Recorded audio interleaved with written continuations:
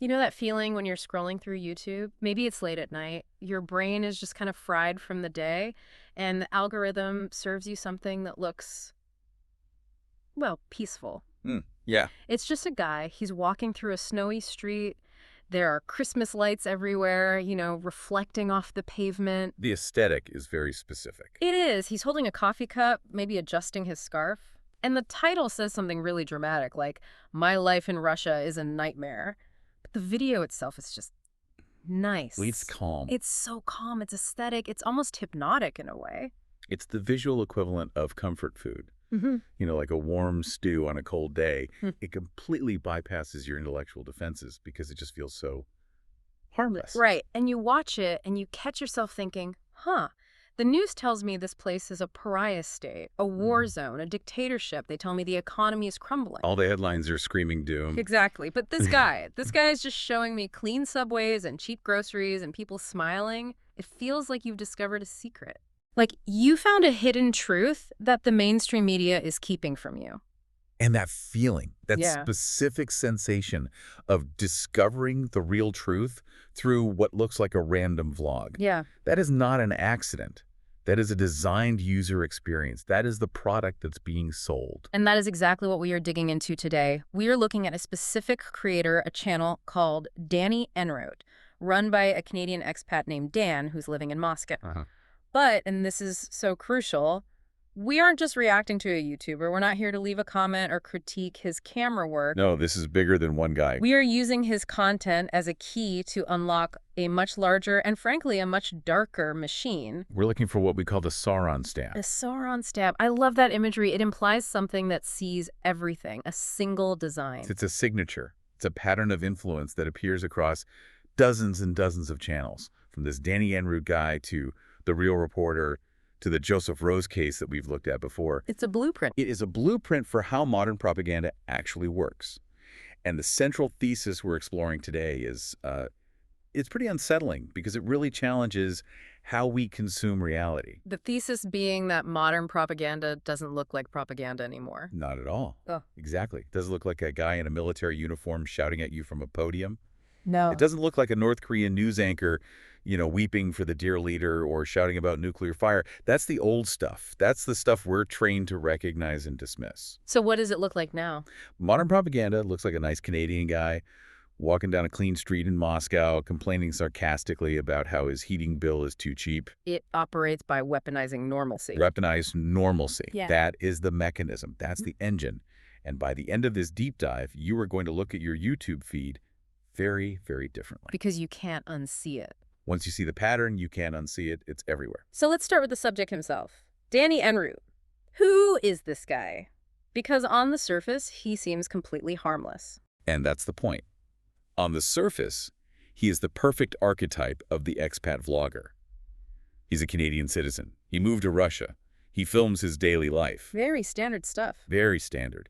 And crucially, he speaks English with an accent that sounds like home to a North American or a British audience. He looks like someone you might have gone to high school with. He's relatable. He's relatable. He's not an official. He's just a dude. And that relatability is the first bolt in the entire machine. But let's talk about the hook. Because this guy, he definitely knows how to play the YouTube game. Oh, he's good at it. I'm looking at the title of one of his most popular videos right now. I moved to Russia, and it's a total mistake life in Russia 2026 nightmare. It's a masterclass in clickbait, but specifically what I would call negative clickbait. What do you mean by negative clickbait? Well, positive clickbait is, my life is amazing, click to see. Negative clickbait is, my life is a disaster, click to see. It preys on our curiosity about failure and drama. Right. You see nightmare, you see total mistake, and your brain immediately goes, oh, wow, he's in trouble. He's going to expose the dark underbelly. Is he regretting it? Is he unsafe? Is this a cry for help? You click expecting a confession or, a cry for help. And what do you actually find when you click? You find a sarcasm sandwich. It's immediate. He's walking through a Christmas market. It's gorgeous. Lights, music, happy people everywhere.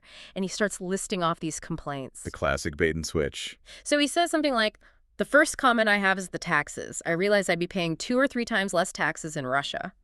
And he says it with this heavy, sarcastic sigh. Like it's a terrible burden. Exactly. Like, oh no, I have $25,000 more in my pocket. What a disaster. And that serves two purposes just brilliantly. First, as you said, it hacks the algorithm. You get a super high click-through rate because of that nightmare title. Sure. But second, and I think this is way more important, it positions him as someone who is in on the joke. He's winking at you, the viewer. He's saying, we both know the media is lying. Precisely. He's saying the Western media told you this place is a nightmare. So I'm going to mock that idea by showing you how great my life actually is. He's creating an in-group with you against the media. It's incredibly disarming. I mean, if he just titled the video, Russia is great and low taxes are good, you'd scroll right past. Instantly. You'd think, okay, propaganda. But Russia is a mistake makes you look, it slips right past your skepticism filter. And that brings us to the most critical observation, what we call the tell, the thing that gives the game away. Oh. In hours and hours of footage, walking around Moscow, buying coffee, riding the metro, talking about the weather, what is the one thing that is conspicuously absent? The war. The war, or the special military operation, as the state requires it to be called there.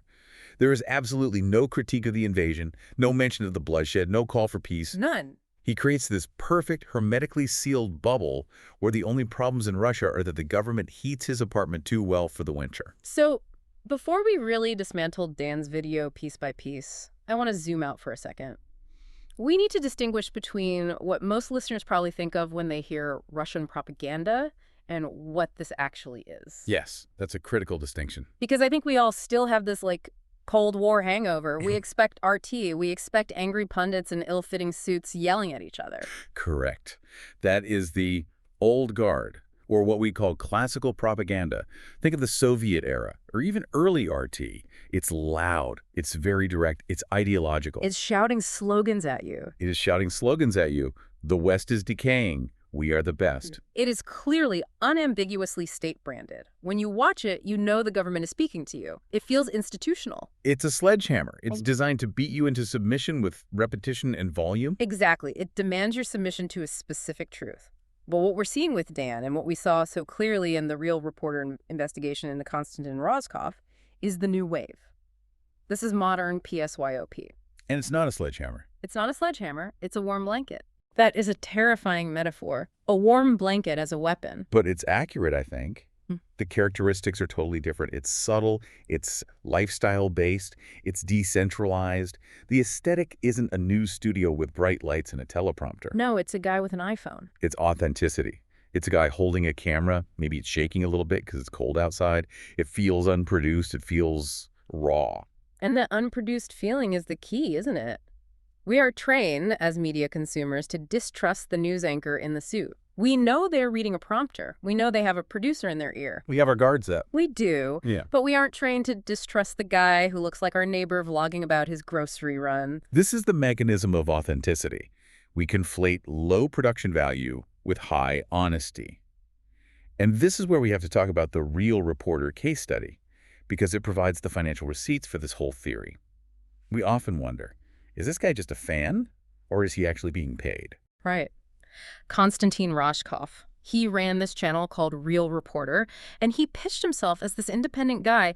I quit RT years ago. I'm just a vlogger now. I'm an entrepreneur building a media startup.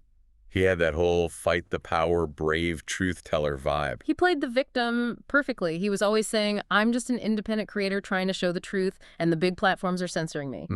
But the investigation found the paper trail. In 2023 alone, while claiming to be completely and totally independent, he received over 8 million rubles from the organization that funds RT. 8 million rubles. Yeah. That's not Patreon support. No, that's a salary. That's an operational budget. He was effectively a salaried employee pretending to be a grassroots creator. Yeah. The investigation that uncovered this coined a term for it that I think is just brilliant. Content laundering. Content laundering. Okay, break that down for us. It's like money laundering, I assume. It is exactly like money laundering. In money laundering, you take dirty, money illicit funds and you run it through a clean business, like a restaurant or a car wash, so it comes out looking legitimate. Right. Here, they take dirty narratives, state propaganda points, Kremlin talking points, and they run them through a clean messenger. An independent-looking Westerner, or a vlogger, who claims to have quit the system. So the message comes out the other side, and it doesn't look like it came from the Kremlin anymore. It looks like it came from Dan, or the real reporter. Precisely. And that gives it a credibility that RT could never, ever achieve on its own. When a state official says our elections are fair, you laugh. You expect them to say that. It's their job. But when a regular guy from Canada says, I've never seen any corruption here. You listen. You pause. You think, well, he's on the ground. He would know, wouldn't he?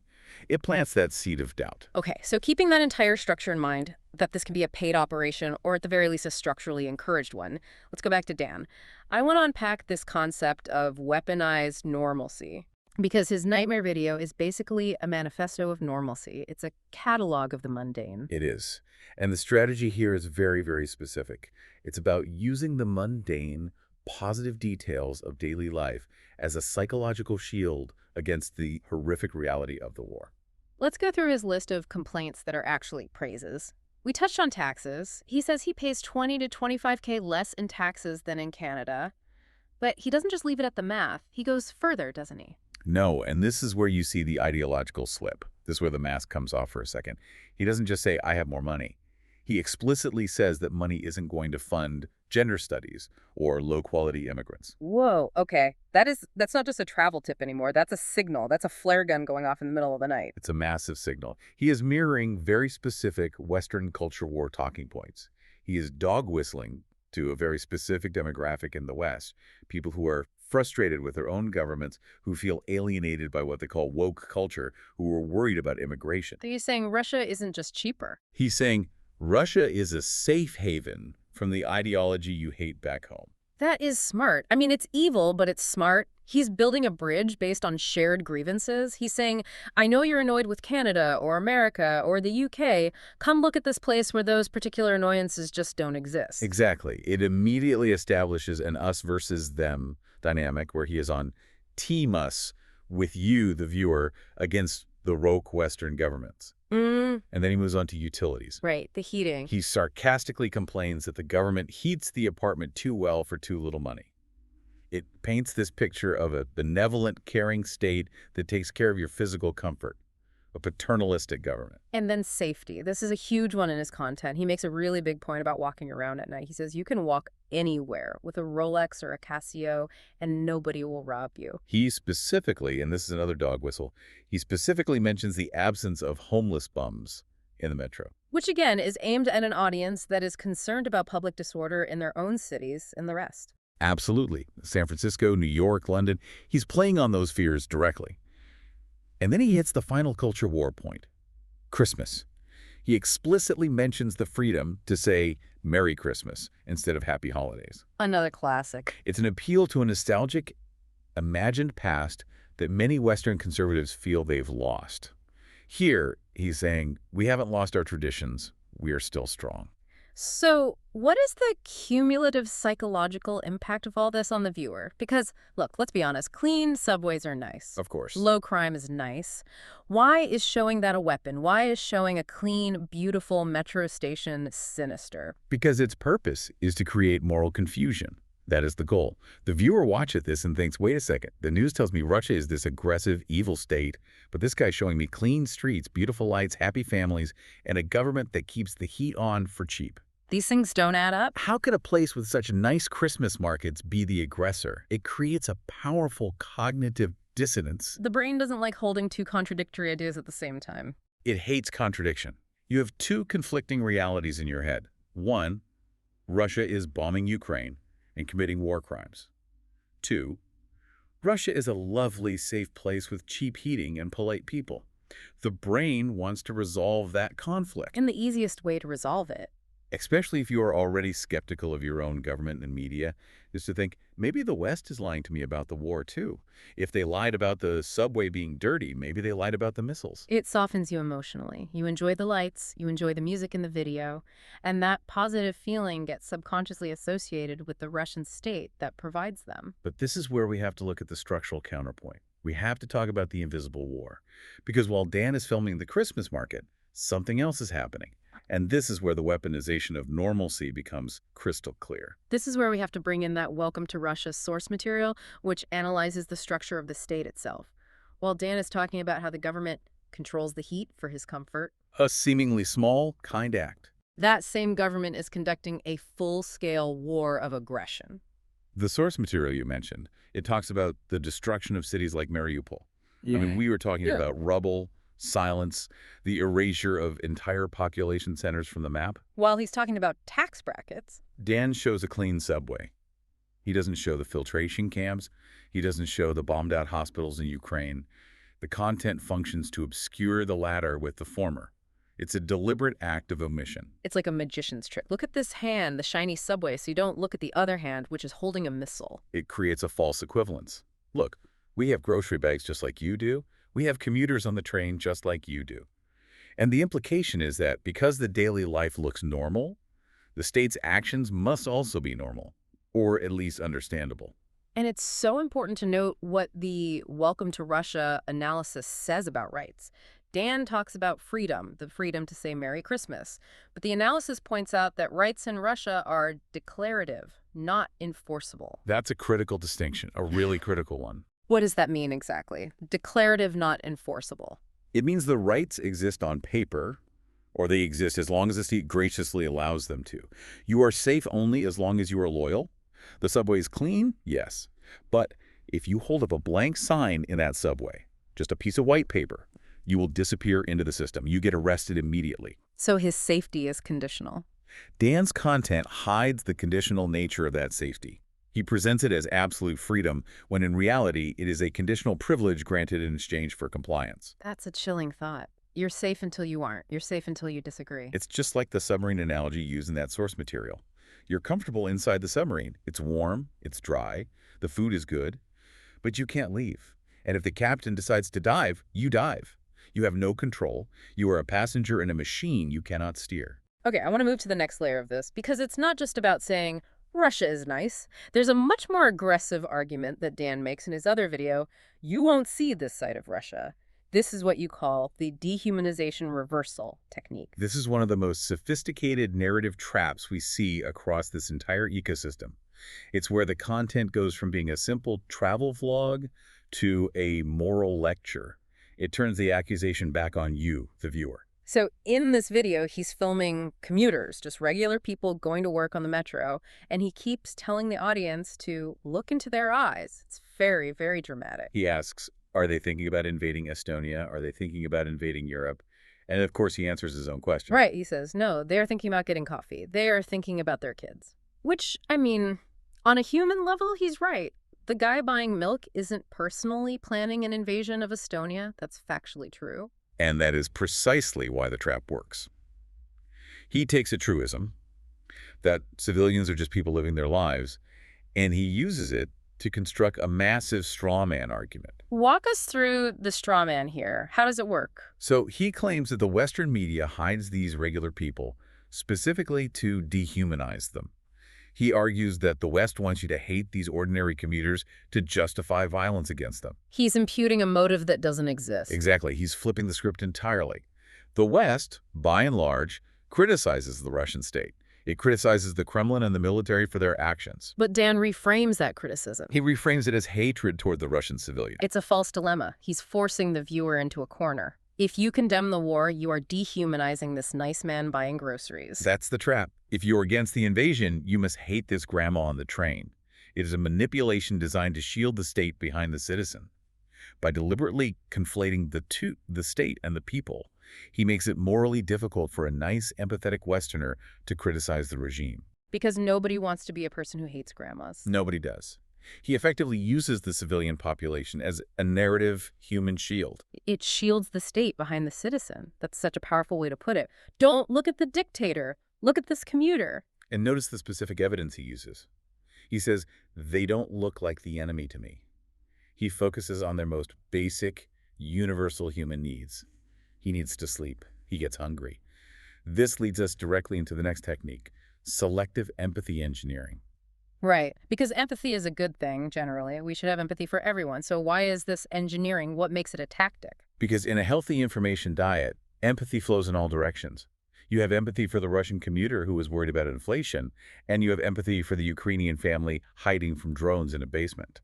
But in a PSYOP... In a PSYOP, empathy is a curated resource. It is directed like a spotlight. It is not allowed to roam free. So the spotlight is pointed squarely on the Moscow commuter. He has a mortgage, he fears his boss, all these relatable struggles. Yes, relatable everyday struggles.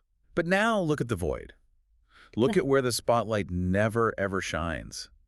Does Dan ever ask you to look into the eyes of a Ukrainian mother whose house was just hit by a drone? No. Never. Does he ever ask, is that child in the basement in Kharkiv thinking about invading Russia? No. The silence there is deafening. That is the one-way mirror of empathy. The empathy is demanded for the aggressor nation's civilians, specifically to humanize the state by association, while the victim nation's suffering is completely ignored. Or, as we saw in the Joseph Rose source, it's actively dismissed. Right, that Joseph Rose analysis, the double-layer PSYOP, talked about how Ukrainian victims are often dismissed by these same ecosystems as actors or propaganda or crisis actors. Exactly. So you have this perverse dynamic being created. Right. The Russian commuter is presented as real and deserving of your heart. Hmm? The Ukrainian victim is presented as fake or political and deserving of your suspicion. It's not just a lack of empathy for one side. It's an engineered deficit. It's designed to use up your empathy budget on the wrong target. It exhausts your capacity to care, so you have nothing left for the actual victims of the war. This is making me think about the term lifestyle laundering. We talked about content laundering, which is about the money and the message, but lifestyle laundering seems to be about the reputation of the war itself. It is. The war is a dirty stain on the reputation of the state. It's ugly. It involves death, torture, rubble. It looks bad. You can't wash that away with facts because the facts are just awful. You can't say, we didn't bomb the hospital and the world saw you bomb the hospital. Exactly. So what do? You wash it away with lifestyle content. You flood the zone with coffee shops. Coffee shops, snow markets, shiny escalators, latte art. It functions as displacement. Dan doesn't necessarily deny the war exists, though he does minimize it. He just displaces it outside the frame. By filling your screen with casual sarcasm and nice architecture, he pushes the war to the very periphery of your mind. It becomes background noise. And there's an interesting nuance here in that nightmare video. He doesn't say Russia's paradise. He's very, very careful about that. No, and that's crucial for the effectiveness of the propaganda. He says, I'm not bashing Canada. Canada is my home. He frames it all as just pros and cons. Yeah. He'll even say, Russia has bad things too. Why does he do that? Why not just go all in and say Russia is perfect? Because Russia is perfect. Sounds like North Korean propaganda. It sounds fake. It's immediately dismissible because we know nowhere on earth is perfect. So what's the alternative? Russia is just normal, like you, with pros and cons.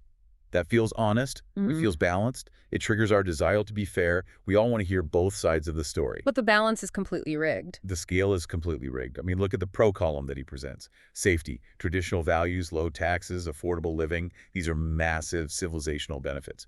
Now look at the con column regarding Russia. What does he usually complain about? It's almost always trivial stuff, like I slipped on the ice, or the app for the taxi didn't work right. The bank transfer was a little slow. I couldn't find my favorite brand of cheese. Right. Exactly. The cons are inconveniences. The pros are structural. It makes the propaganda so much harder to spot because it acknowledges imperfection, just not the specific imperfections that matter, like war crimes or the jailing of journalists. Sure, we invaded a neighbor, but have you seen how fast our banking app is? It's a grotesque comparison. That's the unspoken trade-off. It's the old argument, at least he made the trains run on time. And we know where that argument leads. This brings us to the people who are doing this work. We talked about Roscoff being directly paid, but what about the broader ecosystem, the useful idiot mechanism? And I know that term sounds insulting, but it's a structural term from political science, right? It is. It comes from political science. And it was originally attributed to Lenin, though that's debated. It refers to someone who furthers the goals of a political power without necessarily fully understanding the grand strategy or implications of what they're doing, or without being formally part of the state hierarchy. So where do Western expats fit into this? Why does a state like Russia care so much about a guy like Dan? They act as credibility bridges. Think about it. If a Russian official goes on TV and says, our elections are fair and our streets are safe, You roll your eyes. You completely dismiss it. You expect them to say that. It has zero value. It's expected speech. But if a guy with a Canadian accent says it, If a guy who sounds like you, who grew up watching the same hockey games as you, who uses the same slang as you, says, hey, I live here and I'm telling you the media is lying to you, that validation is worth more than 1,000 official statements from the foreign ministry. They are authenticity validators. exactly. I am here. I see the truth with my own eyes. It creates a permission structure for the Western audience to distrust their own media. It validates the skepticism they might already feel. It tells them your gut feeling that the elites are lying to you is right. Here's proof. And there is a system behind this. The Welcome to Russia source material mentions a specific project to encourage this. Yes, the Welcome to Russia project. It was launched with the help of a very prominent figure, Maria Butina. Maria Butina. Wait, that's the woman who was convicted in the U.S. for being an unregistered foreign agent? The very same. Huh? She served time in a U.S. prison, was deported, and is now a member of the State Duma in Russia. And this project she's involved with explicitly aims to attract foreigners who support traditional Russian spiritual and moral values. So they're actively recruiting these people. They aren't just stumbling upon them by accident. They're looking for what they call spiritual immigrants. And the analysis in that source material is fascinating. It uses what it calls the use, discard, replace model. Okay, how does that work? Look at figures like Joseph Rose or even Rashkov. They are incredibly useful as long as they validate the state narrative. They are essentially confirmation bias in human form. But the source compares them to people in a submarine. The submarine analogy again. It keeps coming up. It's the perfect metaphor for this situation. Loyalty without truth leaves them completely vulnerable. If the state's narrative changes tomorrow, or if they become a political liability, they are disposable. There's no rule of law, no independent judiciary to protect Dan if the state suddenly decides his videos are discrediting the army for some reason. Right. If he makes a joke that doesn't land with the wrong person. If he complains about the wrong thing one day. He's gone. He is betting his entire life on the continued benevolence of a mafia state. That is an incredibly high-risk bet. He is surfing on a wave that could crush him at any moment. And we've seen it happen. Westerners who go there think they are friends of the state and then get caught in the gears of the system. We really need to talk about the ultimate goal here, because I think people get confused. They think, is this video trying to make me want to move to Russia? And maybe for a tiny, tiny percentage of radicalized people, yes. But for the average American or European viewer, what is the point? Why spend money on this? Why does the Kremlin care if I think the Moscow subway is clean? The goal isn't necessarily conversion. You're right. It isn't to make you pack your bags and move to Siberia. For 99.9% of the audience, the goal is disengagement. Disengagement. Unpack that. What does it mean in this context? Use the war in Ukraine as the counterpoint. The goal isn't to convince you that Russian missiles are good. That's a hard sell. Most people don't like missiles hitting apartment buildings. Right. The goal is to make you emotionally disengage from the missiles. To make you stop caring. To make you scroll past the news report about Ukraine. To make you shrug. To create what we call moral fog. The strategy is to muddy the water so much that you just check out. You throw your hands up and think, well, both sides are lying, or it's too complicated, or the Russians seem like nice people, so maybe we shouldn't be so harsh on their government. And how does the content specifically create that fog? It does it by flooding the space. If the information space is filled with normalcy, Christmas lights, clean streets, nice coffee, it pushes out the horror. It competes for your attention and your emotional energy. But there is another more insidious tactic. The Russophobia shield. The Welcome to Russia analysis went really deep on this term Russophobia. And it's a key part of the modern playbook. It creates a simple but powerful equation. Accountability equals racism. The narrative says the West only sanctions us because they hate Russian people. They only criticize the war because they're inherently Russophobic. So if I, as a listener, start to feel like, hey, maybe these sanctions are wrong because they're hurting that nice guy Dan filmed on the metro, then I've been neutralized. Exactly. You hesitate. You think, well, I don't want to be prejudiced. I consider myself a tolerant person. And in that single moment of hesitation, the state gains ground. It weaponizes your own liberal values, your desire to be tolerant, your desire to avoid racism against you. It uses your best instincts to protect its worst actions. That is devious.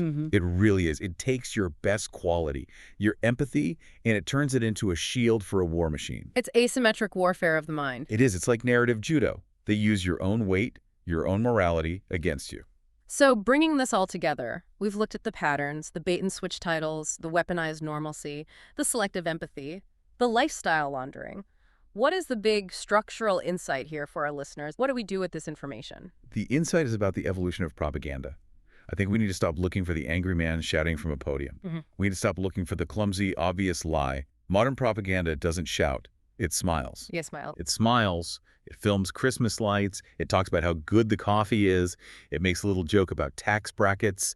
It quietly and gently removes the war from the moral center of the frame and replaces it with the comforts of the metro. It effectively says, look how civilized we are. Civilized people can't be monsters. Precisely. And that is the trap. Because history tells us again and again that civilized nations with beautiful opera houses and clean trains and nice architecture are perfectly capable of monstrous acts. The aesthetics of civilization are not a guarantee of moral behavior. A clean subway does not excuse a dirty war. The most powerful information operation is not one that lies directly to your face, but one that gently turns your head to look somewhere else. That's the key takeaway. It's distraction as a weapon. It's the art of looking away, made to feel like you're looking at the truth. So for our listener, what's the final provocative thought? What should they be thinking about the next time they scroll past a video that looks just like this? I would leave them with this question. When you see content that focuses aggressively on normalcy in a state that's committing atrocities, ask yourself, what is this normalcy trying to hide? Why is this camera pointing here and not there? What is just outside the frame? And remember the real reporter lesson. Yes. The persona of the independent truth teller is often a complete fabrication designed to slip past your defenses. Just because it looks like a vlog doesn't mean it isn't a weapon. Just because the camera is shaky doesn't mean the narrative isn't steady. Vigilance is the only defense. Question the design behind the content you consume. We'll have to leave it there for today. Thanks for diving deep with us. Always a pleasure. See you next time.